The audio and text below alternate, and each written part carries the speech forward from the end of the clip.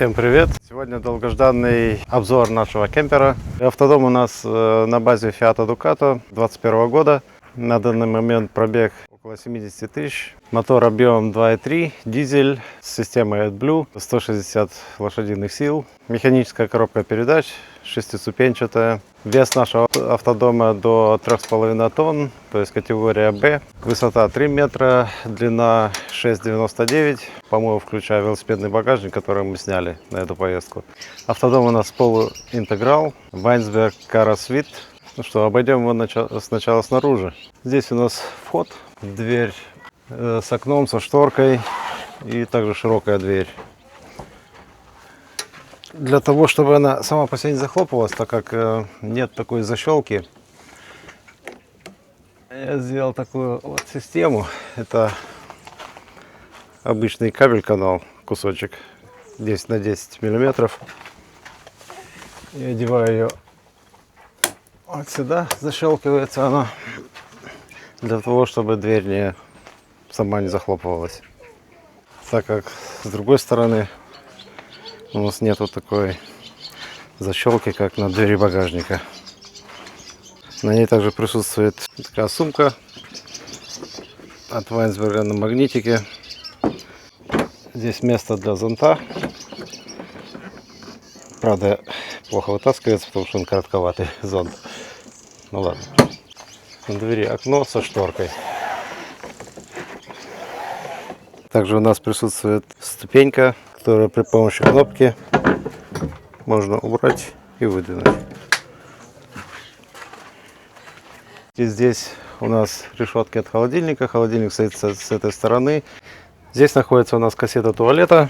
Сейчас я покажу, как ее достать. Она у нас от фирмы Dometic. Одним движением руки поднимается этот рычажок и вытаскивается кассета для того, чтобы ее опустошить. Практически во всех кемпингах есть места для опустошения этих кассет. Ну, пойдем дальше. Следующая дверь — это у нас отсек для газовых баллонов. Мы туда установили уже заправной баллон. С наружной стороны стоит у нас сменный, для того, чтобы, если что, можно было поменять, если нет возможности заправиться. Как мы устанавливаем баллон, смотрите вот в этом ролике. А как мы стояли без газа, смотрите вот в этом ролике. Следующая дверь — это наш большой багажник. Багажник очень вместительный. Я сделал сверху крючки. Здесь мы закрепляем наши стулья и столы. Мы сейчас в дороге, потому лежит очень много вещей. Переходим к задней части. Здесь у нас крепится велосипедный багажник. На эту поездку мы его сняли, так же как и при поездке в Норвегию, для того, чтобы сэкономить вес. Переходим на другую сторону. С этой стороны у нас также дверь в багажник. Эта дверь — дополнительная опция. Святая святых.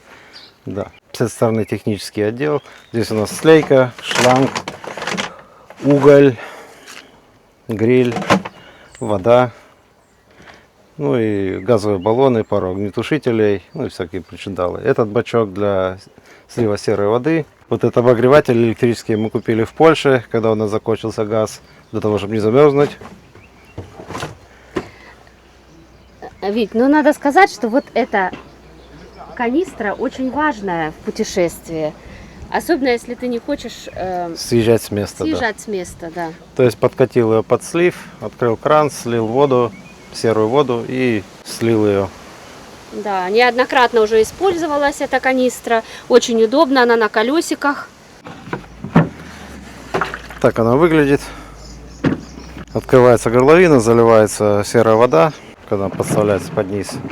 И удобно ее катить на слив.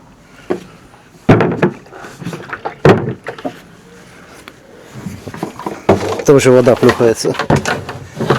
Лейка также, если не хотите съезжать с места, набрал воду и залил. Также на всякий пожарный у нас есть такое складное ведро. Если что, да, занимает мало места. Если что, можно набрать воды, принести, вынести и так далее.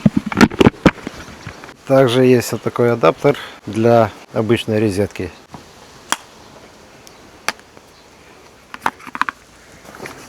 В разных странах разные краны. До этого у нас есть разные насадки для воды. Также есть вот такой васадип. Его можно на любой кран накрутить. Здесь закручивается адаптер и можно подсоединить воду практически на любой кран. Эти насадки для обычных кранов в умывальнике. Следующий отсек у нас технический отсек. Кстати, также у нас есть подкаты. Они нужны для того, чтобы стать ровно там, где площадка не очень ровная. Обязательно, конечно, нужен кабель для того, чтобы подсоединиться к электричеству. У нас вот такая катушка 25 метров. Этого достаточно, да? Ну, вполне достаточно.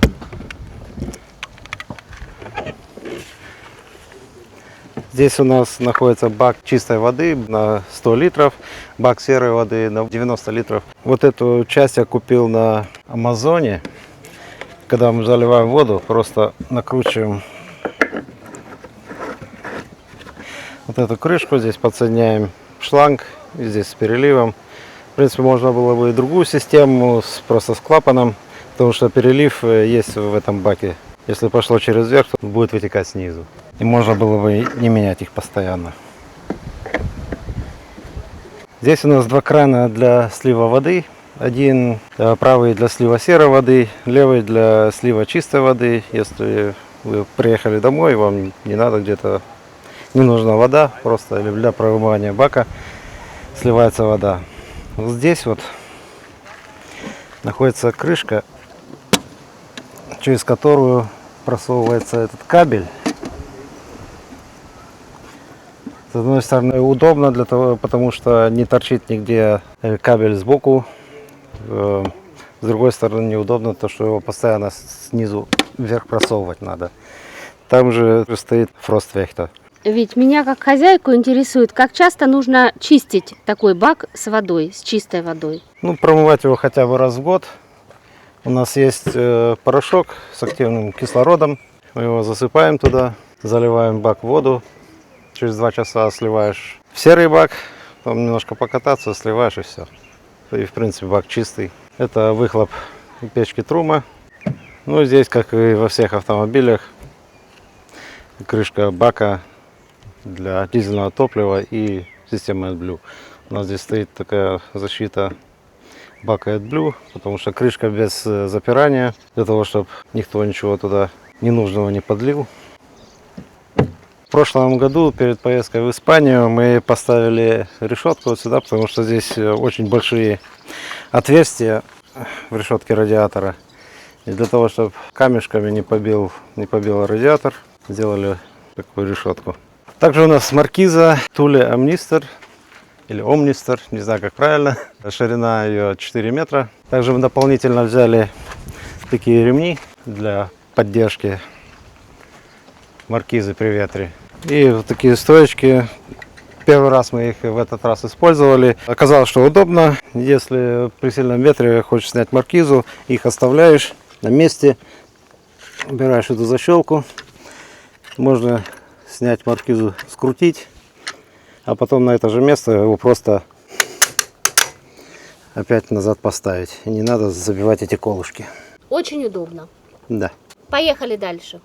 А теперь приглашаем вас вовнутрь, в наш второй дом.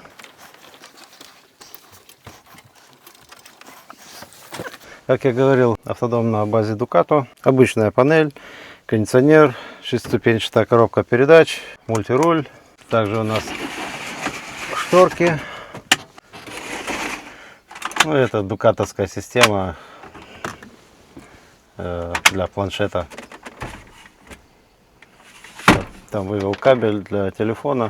Навигационная система Pioneer. Она тут была. Ну, возможно, мы ее когда-нибудь поменяем на что-нибудь современнее. Также у нас head-up дисплей. Сюда выводится скорость и направление из навигатора.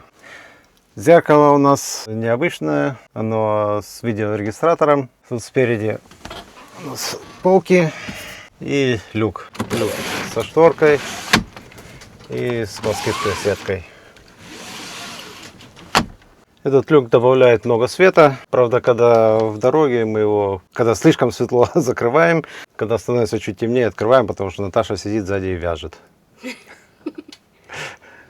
Ей нужен свет. Разворотные сиденья.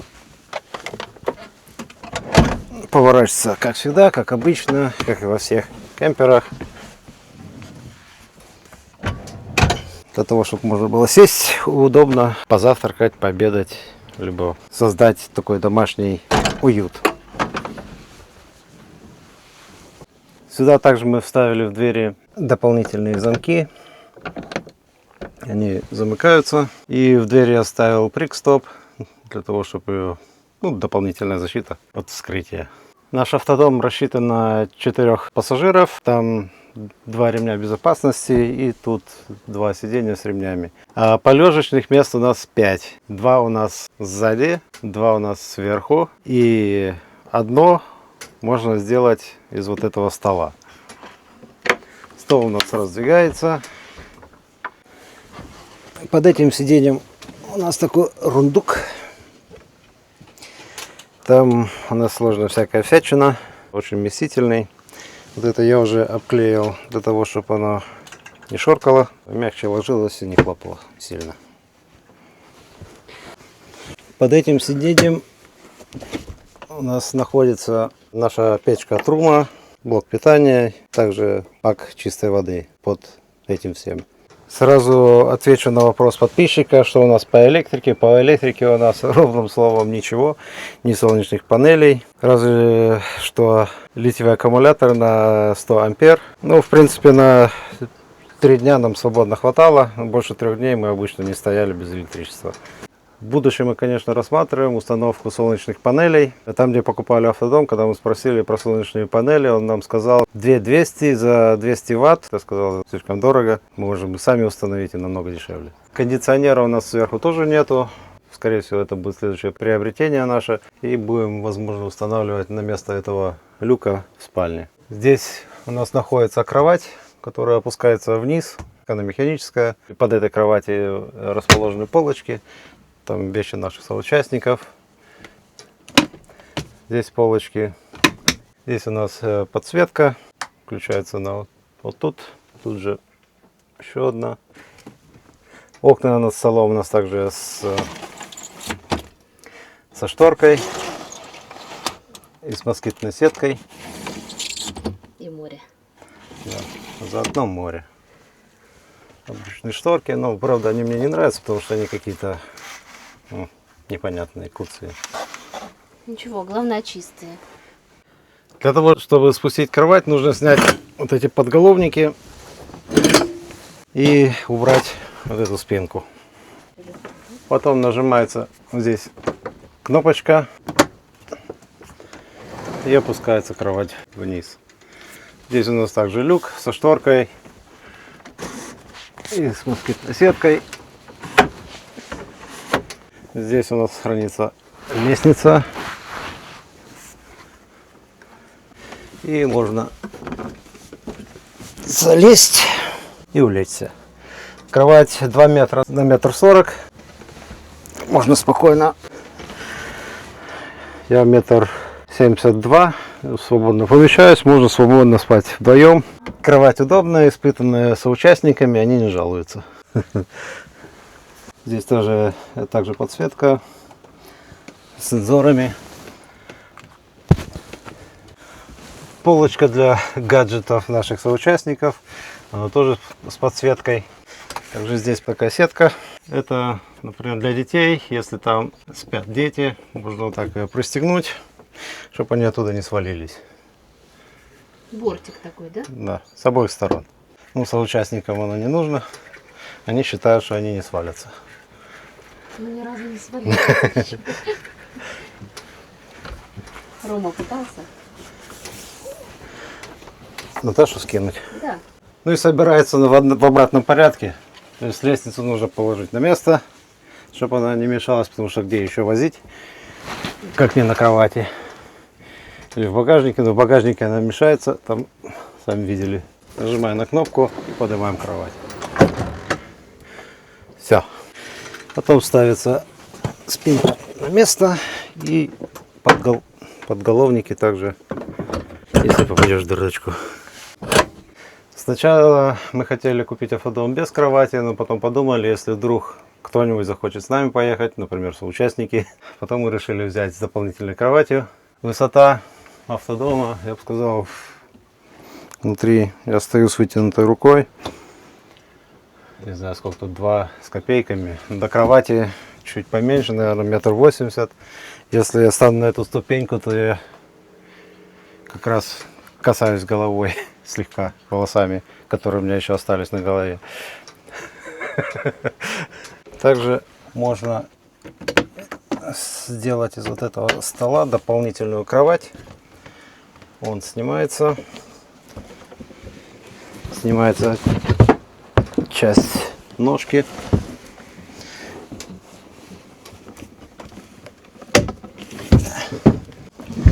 Сюда устанавливается эта часть. Также у нас есть дополнительная доска, которую мы выложили. Она ставится между этим сиденьем и столом. Можно взять вот эту подушку.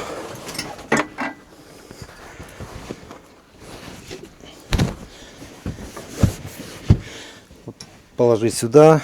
И один человек может вот так расположиться на сиденье, либо если положить эту доску в эту сторону. Это 5-е место.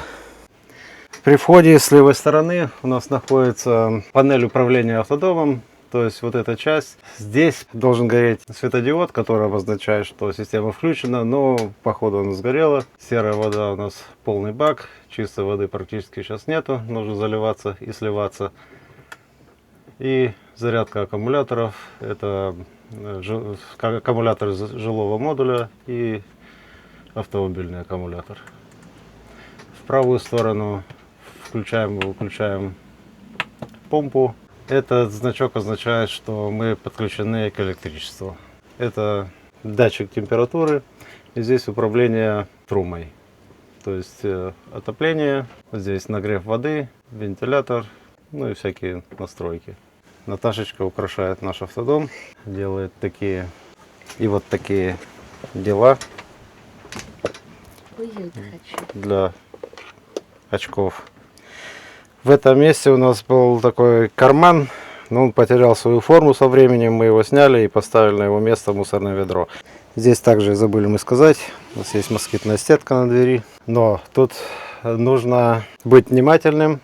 Потому мы и сделали вот этот канал на вот эту тягу, для того, чтобы дверь сама не захлопнулась. Если шторка открыта и дверь захлопнется, то можно повредить шторку, она вылетает. Здесь уже один раз вылетела и пришлось ее ремонтировать. Я продолжу обзор нашего автодома по хозяйственной части. И самая важная вещь в автодоме — это холодильник. Он достаточно большой, высокий, вместительный. Я сейчас открою и покажу. Вот так он выглядит. У нас тут очень много еды. Мы стоим сегодня 5-й день в месте, где не так много магазинов. Но все, что мы взяли с собой, достаточно нам хватает. Вот осталось как раз нам 1 день стоять, и мясо еще есть. Вот. Но холодильника большого не бывает. Чем больше холодильник, тем больше хочется туда положить, и потом не хватает места. Над холодильником небольшие полочки для блокнотов, для таких мелочей каких-то. Часто мы складываем, особенно когда едем вчетвером, еще и на холодильник кое-какие вещи. Иногда они падают, да. Дальше переходим к этой части. Напротив холодильника у нас кухонная зона с плотной шторкой, с москитной сеткой. Открывать сейчас не буду. Окошки нажимаешь на кнопочки. Ну, покажу, ладно. И вот так, ветерок просто с моря небольшой. И открываешь. И замечательно очень все. Немножко усилий толкнуть и закрыть опять. На этой части кухни располагается печка и мойка. Покажу немножко. Это печка на 3 комфорки. Нам вполне хватает этих 3 комфорок. Работает от газа, тоже дометик с поджигом. Ну вот, например, так это работает. Сверху купили небольшую мягкую ткань, которая впитывает воду хорошо, когда моем посуду. Ну, это бокс для моющего. Справа от печки раковина. Доску обычную разделочную приспособили под крышку, так как при покупке автодома у нас не было здесь. Но здесь уже мясо размораживается для готовки к обеду. Вода. Вот, пожалуйста, очень удобно помыть руки, приготовить еду. И для удобства Витя сделал крючок. И для бумажных салфеток такой держатель приспособили. Все под рукой, очень удобно, компактно. Над мойкой и печкой расположен свет и для USB зарядка. Розетка и зарядка. Розетка. И с этой стороны справа тоже. Замочки на ящиках. Очень удобно, в дороге ничего, даже если ты много-много положишь вещей, но не выпадет и не вывалится. Здесь у нас продукты, которые не портятся, разные вкусняшки. Есть даже зонтик такой вот от мух, когда находишься в каком-то месте, где такие мелочи нужны, где много насекомых разных. Вот закрыл и, пожалуйста, тебе. Ящики достаточно глубокие, поэтому помещается, к нашему счастью, очень много продуктов. Ниже расположено 3 выдвижных ящика с такими же замочками. Я нажимаю и выдвигаю. Здесь посуда, тарелки, у нас пластик, ложки, вилки, все, что нужно для того, чтобы есть в дороге. Здесь тоже большой ящичек с нашими всеми консервами и продуктами, которые не портятся. Третий ящик у нас занят под кастрюльки. Конечно, чтобы что-то достать, нужно немножко времени уделить. Мы приспособили вот такой для удобства контейнер, куда можно сложить печку, например, в которой мы уже делали, пекли пирог не один раз. Вот он закрывается, и ящик достаточно глубокий. Посмотрите, какой ширины, и он вполне входит вот туда. И еще с этой стороны я могу поставить какие-то другие приспособления, чайник, сковородку и так далее. Хочу рассказать для людей, которые купят или планируют купить автодом, небольшой лайфхак. Муж сделал вот такие держатели для дверцы, потому что под весом, неудобно было, сгибались навесы, да. И теперь за счет того, что вот здесь есть помощь такая, вот, очень удобно. Точно такие же навесы сделали, я сейчас покажу, в ванной. Двигаемся дальше. И дальше у нас глубокие вместительные шкафчики, узкий шкафчик. Первый с несколькими полочками. 1, 2, 3, 4 полки. Вещи, которые нам необходимы, в общем-то. Внизу пылесос, керхер. Кстати, пылесос обязателен в автодоме. И керхер тоже. Когда стояли зимой и образуется конденсат, он есть, потому что в машине тепло, на улице холодно. Каждое утро у нас начинается с уборки конденсата со стекол. И керхер — нужная вещь. Это первое, к чему мы пришли. После первой поездки зимой, она у нас была в ноябре, и мы пошли и купили этот керхер. И пылесос, само собой, чтобы в нашем домике было чисто и уютно. У нас коврики, которые легко вытряхивать и легко пропылесосить. Это создает уют, комфорт, и приятно находиться здесь. Двигаемся дальше в спальную зону. И эта зона начинается с небольшой ступенечки, в которой расположен такой лючок. Очень удобный, вместительный. Вот у нас здесь лежит, например, 1, 2, 3, 4, 5 пар обуви. Все места в машине продуманы, распределено. Все очень компактно, взвешено, нет свободных пустующих мест. Идем дальше. Так, с чего начать? Опять-таки, вот шкафчик, это ступенька. Ступенька-шкафчик. Сюда мы приспособили складывать грязные вещи. Это очень удобно, когда она наполняется, мы перекладываем все в пакет и идем стирать. Двигаемся дальше. Дальше у нас шкафчик над вот этой ступенечкой. Шкафчик, где можно повесить вещи на плечики. Это удобно, тоже шкаф очень глубокий и помещается достаточно много вещей. О, кстати, я нашла, смотри, тоже очень важная вещь. Так, здесь две полочки еще внизу, тоже для вещей. Вещи всегда нужны, их всегда много, особенно если мы едем вчетвером, а мы часто ездим вчетвером. Я сейчас обращаю внимание на нашу роскошную кровать. Попозже перейдем к душу и к туалету. Уже Витя об этом расскажет. Кровать большая. Мы здесь спим вдвоем. Очень удобная. Я сейчас покажу. Вот так. Можно тут лежать. Очень хорошо. Можно включить свет. Здесь есть небольшие светильнички с двух сторон. Вот так. И можно включить большой свет. Вот, если темно. Это очень уютно, особенно если зимой где-нибудь стоишь, за окном завывает вьюга, метет снег, а мы болеем. И об этом тоже есть история. Как в этом году зимой мы ездили в Закопаны, хотели получить массу удовольствия, покататься на санках, на коньках, но все заболели. И поэтому наш домик превратился в лазарет. Но мы благополучно выздоровели. Вот такая удобная кровать на двоих. Здесь есть шторка. Можно спрятаться от всех. То есть зона кровати уже отделена.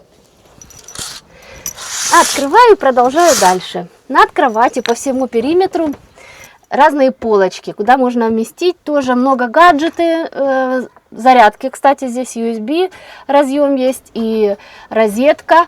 Вот видите, тут планшет заряжается. Ну и все, что тебе нужно, можно туда положить. Длинная полочка вдоль для таких мелочей совсем. Наушники, телефон, ключи лежат. Вот то, что сейчас находится у нас здесь, да. Шкафчики с таким же замком, как во всем автодоме. Вот футболочки аккуратно сложенные. Уберем. Здесь очень удобно. Решили поставить вот такие органайзеры. Хоть они занимают место, но это очень удобно для того, чтобы быстро найти нужную вещь. Например, там нижнее белье, носки и так далее. И третий шкафчик тоже с вещами. Куда ж без них. Вот. Для декора подушечки, опять-таки для уюта, и мягкое красивое одеяло. Да, в ногах есть окошко тоже. Вот оно сейчас открытое, москитная сетка здесь. Вот оно открывается на несколько режимов. И прохладно. Сейчас очень жарко в Хорватии, и сегодня ночью было открыто просто все. Вот здесь еще мое вязание. Я всегда с собой... Как это? Я всегда с собой беру видеокамеру. Витя берет видеокамеру, а я нитки. Да, над кроватью у нас есть люк. Впоследствии, в будущем, мы хотим здесь сделать кондиционер. А пока это просто люк, который открывается. Сегодня он тоже был открытый. Какое яркое небо и солнце. И закрываем. Кстати, можно... Здесь есть тоже вот такая москитная сетка. Да, и, например, если солнце светит, сделать темноту в нашей спальне. Ну, и закрываем. Кровать это 2 метра в длину и в ширину, в ногах где-то 1,28 м, а здесь пошире в этой зоне. 1,40 м, да. Передаю слово Вите, он продолжит обзор автодома, душем и туалетом. Душ и туалет у нас раздельные. Переходим к душу. Душевая закрыта у нас доской. Она позволяет нам здесь также двигаться, ходить. Дополнительное место. Доску убираем. И мы видим душевую ванну.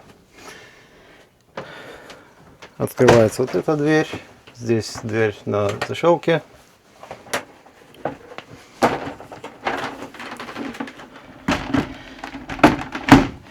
И получается душевая кабинка. На магните, да. Душ, я бы сказал, просторный, можно свободно здесь стоять и мыться, как Антон показал бы. Примерно так. Сверху также есть свет, но мне кажется, что это не очень удачное решение, потому что когда здесь стоишь, оно светит в глаза, когда хочешь посмотреть наверх. Сенсорная лампочка.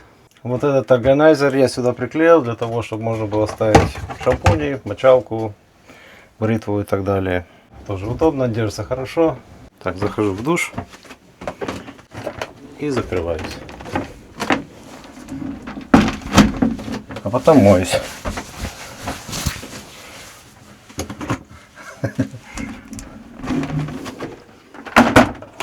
Раздельный душ и туалет мы считаем удобным решением, так как не хотелось бы садиться на мокрый туалет после душа и так далее. Ну, мне кажется, удобно и места много не занимает. Здесь напротив душа у нас находится санузел, туалет. Кстати, вот этой дверью, дверь закрывается в обе стороны. То есть закрывает туалет и можно отгородиться от передней части. То есть 2 комнаты. И получается 2 комнаты. Эту дверь я немножко подымал, так как она от веса полотенец и халатов немножко просаживалась, и тогда она не защелкивалась с этой стороны. Я снял дверь, заклеил дырочки, просверлил новые и приподнял на 5 миллиметров. И теперь работает как надо. Рукастик ты мог. Туалет Дометик обычный, ничего особенного, кассетный. Здесь открывается задвижка и можно садить туалет. После процедур вот здесь нажимается кнопочка и смывается все. Здесь также индикация, если туалет заполняется, загорается желтая лампочка. Если кассета вытаскивается, загорается красная лампочка. Сверху у нас находятся шкафчики с разными принадлежностями для... Хознужд.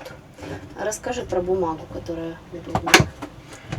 Кстати, Очень переживаем, потому что... очень сильный ветер поднялся, для того, чтобы маркизу не сорвало. Мы покупаем вот такую бумагу для туалета. То есть ее стелишь в туалет для больших нужд, для того, чтобы не надо было пользоваться разными щетками, и туалет, унитаз всегда остается чистым. Здесь у нас свет и розетка. Сверху у нас люк, открывается вверх для проветривания. Раковина с краном. Снизу у нас полочка. Где находится... Там храним химию, туалет для туалета, мыло и все такое. Здесь я также приделал такую держалку для того, чтобы дверка держалась, потому что эти навесы, они очень тонкие, они постоянно выгибались. Я просто в Баумаркте купил вот это для мебельное, не знаю как его назвать, прикрутил, и теперь оно держится и не выгибает навесы. Да, и ведерочка, смотри. И поставили ведерочко для... А ну потом шкафчик убирается. Да. Вот такой наш автодомик. Мы закончили экскурсию по нашему автодому. Которую вы долго ждали. Если есть вопросы, Задавайте, а мы будем убирать маркизу, потому что поднялся сильный ветер и что-то ее очень сильно колбасит. заходите на наш канал, ставьте лайк, подписывайтесь, пишите комментарии. Мы будем рады. Пока! Tschüss.